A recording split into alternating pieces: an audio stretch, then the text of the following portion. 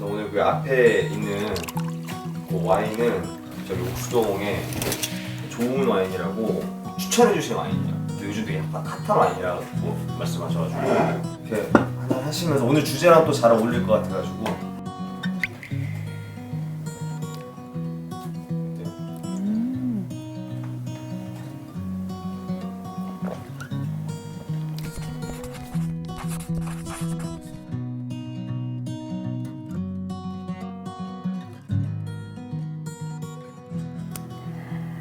오늘은 내가 오랫동안 탐구해 왔고 뭐 글을 써왔던 바로 그 분야 19금에 관한 이야기를 앞으로 되게 많이 할 거야. 근데 오늘은 조금 뭐 그런 오프닝적인 이야기를 좀 해보려고 해. 사람들이 나를 뭐 뇌 속에서 뭐 상상해서 연애 얘기를 하는 뭐 이런 식으로 오해하고 있는 사람도 솔직히 있는데, 나는 13년 동안 이제 삶에 대한 취재를 하고 그중 10년은 우리나라에서 가장 섹슈얼한 기사를 많이 다루는, 뭔가 난해하게 저렴하게 다루는 기사가 아니라 되게 품위 있게 성적인 이슈를 다루는 코스모폴리탄에 10년 동안 재직했고, 거의 다 많은 섹스 기사를 내가 썼던 것 같아. 어른들의 막 은밀한 얘기 이런 식으로 많이 다뤄지지만 나는 이런 잠자리에 관한 얘기야말로 삶의 행복과 진짜 직결되는 문제라고 생각하거든. 그래서 19금이라는 단어 자체도 난 별로 안 좋아해. 사람이 가져갈 수 있는 되게 생생한 행복? 친밀한 관계에서 가능한 어떤 몸의 대화? 이런 것에 대해서 더 많이 쉽게 말하는 사람들이 많아져야 한다는 생각은 사실 하고, 그래서 오늘 할 얘기는 그냥 그래 19금이라면 19금이야. 근데 이건 그냥 삶에 대한 이야기야. 침대 위 이런 단어를 참 이렇게 약화시켜 표현하는 것도 조금 그런데, 어쨌든 침대 위가 만족스럽지 않은 까닭이 뭘까? 나는 그냥 두 가지로 설명하려고 일단 얘기해주고 싶은 건 뭐 남자 탓, 뭐 여자 탓을 하고 싶은 게 아니야. 그냥 순서대로 얘기하는 거야. 첫 번째는 자기밖에 모르는 남자 탓이 있다고 생각해. 남자들이 보통 이런 섹스에 대해서 어떻게 가장 먼저 이제 정보를 얻고, 사실 모두가 이 대답을 알고 있다. 이제 시청각 자료지, 시청각 자료. 그리고 그 시청각 자료를 함께 공유한 친구들의 입을 통해서지. 이런 걸로 이제 섹스에 대해서 배우는 거지. 그 되게 중요하고 뭔가 경험이 없는 시기에 무방비로 그런 영상에 노출되고, 그게 10대 때 당연히 뭐 에너지를 분출하는 방법이고 이렇게 오해되면서 본인들이 잘못된 지식을 습득하고 그게 본인들이 만나는 사람들에게 행복을 가져다 주지 못하는 방향으로 간다는 걸 모른 채 그냥 흡수를 해버리는 거야. 그게 난 너무 안타깝지. 뭐냐면 10대 때 남학생들이 많이 노출되는 그런 영상들은 기본적으로 남자들의 판타지를 채워주기 위해서 제작되는 가공된 영상물들이야. 대부분의 포르노그래피들은 남자의 환상을 실현해주기 위해 제작된 비디오 클립들이라는 거지. 그렇기 때문에 그 안에서 남자들은 어떤 모습을 보이느냐, 다 주도해. 남자가 하고 싶은 대로 막 다 해. 근데 여자는 고통스러워하는 것 같은데 결국은 다 순응해. 좋아하는 것 같아 보여. 남자가 일방적으로 시작하고 남자가 일방적으로 끝내. 여자는 거기에서 어떤 의지를 혹은 어떤 의사표현을 하지 않는 존재로 그려지는 거야. 주체가 아니라 대상으로 그려지는 거지. 20대 한 중반에 좀 본 적이 있는데, 여자는 아무 생각이 없어. 그냥 있어. 그냥 남자가 이끄는 대로 그냥 있는데 여자는 결국 너무 좋대. 너 너무 막 이래. 그 순간 나도 속는 거야. 여자인 나조차 저렇게 하면 좋아야 되는 거구나. 남자가 하는 대로 그냥 가만히 있거나 적당히 맞춰주면 좋아야 하는 거구나라는 착각을 하는 거지. 어쨌든 이런 비디오를 많이 본 남성들은 그렇게 성장해서 결국 20대 초반에 실제로 많은 여성들과 이제 만나서 실제 관계를 갖게 되면 어떤 오해를 가지고 잠자리에 드냐면, 첫 번째, 내가 강하고 빠르게만 하면, 내가 그냥 스피드전을 하면 여자들은 다 좋아할 것이다. 두 번째, 무조건 리드를 해야 그게 남자의 역할이다. 세 번째, 여자는 좀 고통스러워하지만 사실은 그게 좋다는 뜻이다. 사실 너무 슬프기도 한 이런 오해를 한 상태로 잘못할 준비를 하고 이제 관계를 갖기 시작하는 거지. 근데 나는 이거 보고 있는 여자들한테 묻고 싶어. 이 세 가지에 동의할 사람 있습니까? 진짜 있습니까? 아마 없을 거야. 여자의 몸은 다 달라. 어떻게 다르느냐면 어제 다르고 오늘 달라. 그리고 내가 컨디션이 좋을 때 다르고 컨디션이 나쁠 때 달라. 지난주엔 괜찮은데 이번 주는 원하는 게 다를 수 있어. 남자들을 내가 많이 만나봤을 때, 그리고 또 간접적으로 난 취재도 많이 했잖아. 한국 남자를 만나는 여자들의 얘기를 정말 많이 들었잖아. 그래서 다 종합해 보면 남자들은 내가 만나는 이 사람이, 이 존재가 어떻게 해야 달아오르고, 어떻게 해야 오르가즘을 느끼고, 어떻게 해야 진짜 행복하고, 또 어떤 건 도저히 하고 싶지 않아 하는지를 호기심을 갖지 않는 것 같아. 영상을 재현하는 것 이상의 노력이 내 생각에 한 120배 정도는 필요한데, 그 노력을 하려고 애쓰지 않는 거지. 왜? 자기는 좋을 수 있거든.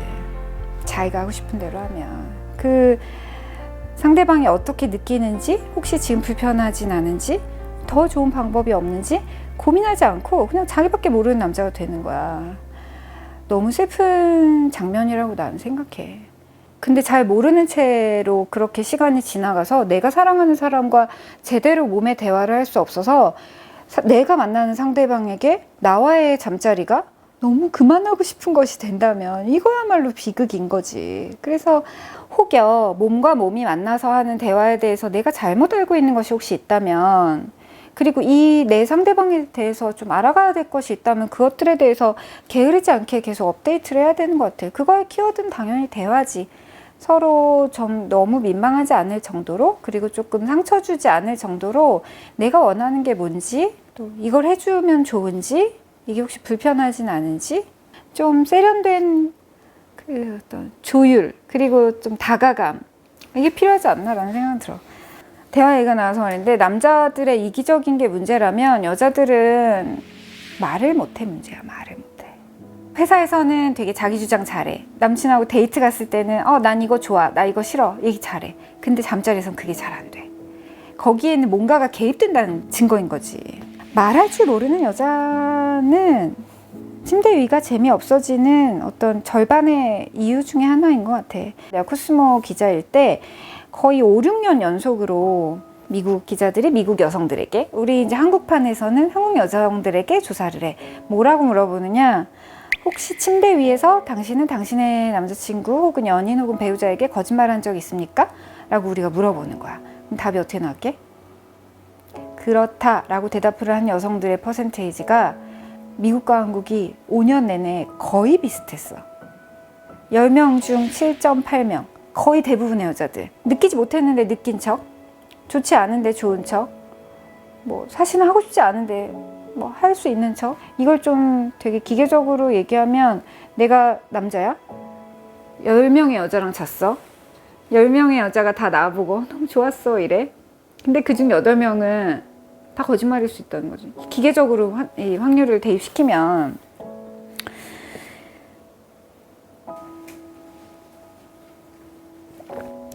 왜 거짓말을 했을까, 여자들은? 내가 5달 동안 좋았어 이렇게 얘기했는데 5달 이틀째 날 사실은 나 못 느꼈어 이렇게 얘기하면 너 지금까지 거짓말이었니? 이렇게 되는 거잖아. 그래서 내가 사실을 말하면 그가 실망할까 봐 실망시키고 싶지 않은 거야. 여자들은 하나도 못 느꼈는데, 이게 왜 좋은지 전혀 알 수가 없는데 그냥 아프기만 아픈데 얘는 너무 좋아하거든. 그 말을 못 하는 거야. 그래서 그런 채로 시간이 몇 달 흘러. 그럼 그땐 더 말할 수가 없어. 더 시간이 갈수록 더 말할 수 없어져. 점점 더 그 사이에는 얘는 좋아하는데 나는 왜 이게 해야 되는지 모르는 그 시간들이 늘어날수록 관계는 단절돼. 왜? 언어로 표현하는 대화가 있고 몸의 언어로 할 수밖에 없는 대화가 있어. 두 개는 서로 영향을 주는데 몸과 몸이 만나는 대화에서 나는 소통하지 못했다는 걸 내가 알고 있잖아. 그래서 이렇게 되는 거야. 그래서 내 연인이 실망할까봐가 답이었다는 거야. 내가 봤을 때 너무 많은 남자들이 이것을 섬세하게 알아차리고 어떤 걸 원해? 이게 좋아? 라고 물어보는 걸 잘 안 해. 그냥 자기가 배운 대로, 익힌 대로 맞다고 생각하는 그 방식대로 하고 좋지? 라고 물어봐. 여기 이 질문의 핵심은 yes or no 퀘스천이야. 그래서 거기서 감히 여자는 no 라고 말할 수가 없는 거지. 이렇게 얘기하는 거지. 답정너야. 소위 말해. 그러니까 여자는 결국 자기가 한 자기 거짓말에 빠지게 되는 거지. 내가 무언가를 원해 라고 말하는 순간 너 그거 해봤어? 라는 질문을 받을까 봐 두려운 거야. 해봤어? 누구랑 해봤어? 이 말을 들을 수도 있다는 생각을 난 여자들이 한다고 생각해. 많은 여자들이 나와 인터뷰할 때 그게 두렵다고 얘기했고, 무언가를 안 원한다는 게 무언가를 해봤다라는, 사실 남자들은 어떤 경험이 많은 걸 그렇게 막 선호하지 않잖아. 요즘 많이 바뀌어가고 있지만 그냥 이건 개개인이 당당해져야 되는 문제인 것 같아. 이걸 어떤 사회에서 인식을 바꿔주는 일은 일어나지 않을 거야. 내가 그냥 내 잠자리에 대해서, 내가 누군가와 가장 친밀한 방식으로 만났던 내 과거에 대해서 내가 당당해져야 되는 거야. 그 당당해지라는 말이 전 몇 명과 뭐 어디까지 가봤어 이렇게 말하는 게 아니지. 내가 내 경험에 대해서 스스로 떳떳하게 생각하고 그것에 대해서 질문을 이상한 쪽으로 받았을 때 대답하지 않는 것, 그리고 그런 사람에게 막 잘 보이려고 애쓰지 않는 것. 예를 들어 뭐 이런 거 해봤어? 어떻게 알아? 라고 무례하게 묻는 사람하고는 더 이상 상대를 안 해야 되는 거야. 그 정도 용기는 있어야지. 그게 바로 내 경험을 내가 존중하는 거야. 내가 내 경험을 존중하면 내 앞에 있는 사람도 내 경험을 존중하지. 근데 내가 내 경험이 부끄러워. 내가 처음인 척을 해야겠어. 그럼 내가 내 경험을 무시하는 거야. 근데 그 사람이 어떻게 내 경험을 존중해 주길 바랄 수가 있겠어. 여기에서의 평등이 이루어지지 않는 관계, 즉 너의 경험은 경험이고 나의 경험은 과거야, 이렇게 받아들여지는 관계는 더 가봤자 미래가 없어. 여자는 물건이 아니야. 여자도 사람이야. 그냥 내가 내 역사를 인정하는 거야.